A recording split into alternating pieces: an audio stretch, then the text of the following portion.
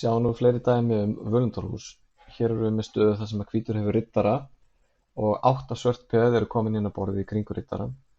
Það er verkefni kennarans eða leiðbeinandans að raða peðunum þannig að riddarinn geti drepið þau í röð og hér erum við búin að raða peðunum þannig að riddarinn næri þeim ef hann fer rétta leið og hér er það verkefni nemandans að finna réttu leiðina. Riddarinn getur tekið peðin í röð eins og við sjáum og það eru margar útfærslur á því hvort að nemandinn megi hugsa einn leik í einu eða hvort hann þurfi að hugsa alla leikina í röð, þannig er hægt að gera æfinguna miserfiða. Sjáum aðeins öðruvísi útfærslu af völundarhúsinu. Hér höfum við 8 svört peðin á borðinu og 1 svarta drottningu. Og hér er verkefni nemandans að drepa öll svörtu peðin og enda á drottningunni, þannig að hann veit hvert lokatakmarkið er. Hér er hins vegar ekki bara ein rétt leið fyrir riddarinn að fara, heldur eru margir möguleikar til að gera þetta aðeins flóknara.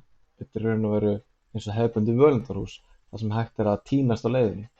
Hér sjáum við að riddarinn getur strax drepið peðin sem að standa hérna á D5, F5 og G4. Strax eru 3 möguleikar fyrir nemandann til að velja úr. Og hann þarf að átta sig á því hvaða möguleiki er réttur og hverjir eru rangir. Þannig að hann þarf aðeins að meta og vega möguleikana, hver er bestur og reikna fram í tíman.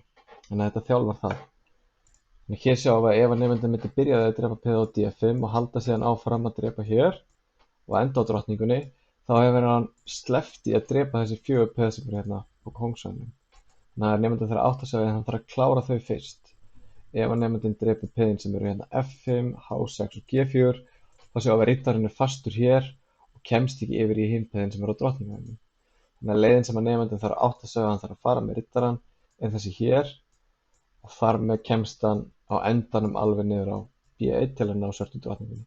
Og þessi æfing getur verið svolítið erfið, þannig getur tekið svolítið langan tíma fyrir nemandann að leysa þessa æfingu og kennarinn getur þurft að leiða hann í gegnum hana með að leiðbeina honum hvaða leið hann eigi að fara. Sjáum nú dæmi völundarhús þar sem að hvítur hefur biskup. Hér er biskup á G1 og við getum ímyndað okkur að nemandinn hafi valið sér biskupinn og sett hann inn á G1 og kennarinn hefur raðað peðunum inn á borðið.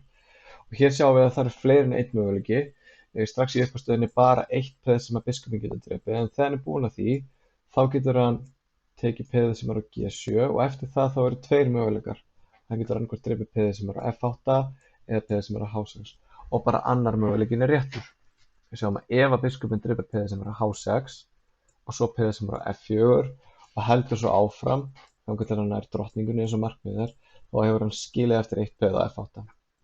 Þannig að hér þurftum við að fara aðeins tilbaka og átta okkur að því að við þurfum fyrst að drepa peðið sem er á F8 áður en við klárum síðan hinn peðin.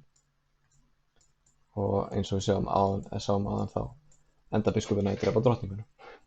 Þannig að eins og við sjáum það eru margar útfærslur á völundarhúsi og ég hvet kennara bara til að finna þá aðferð sem henta best og það er hægt að sníða þetta eins og áður sagði alveg að byrjendum og þeim sem eru komnir aðeins lengra.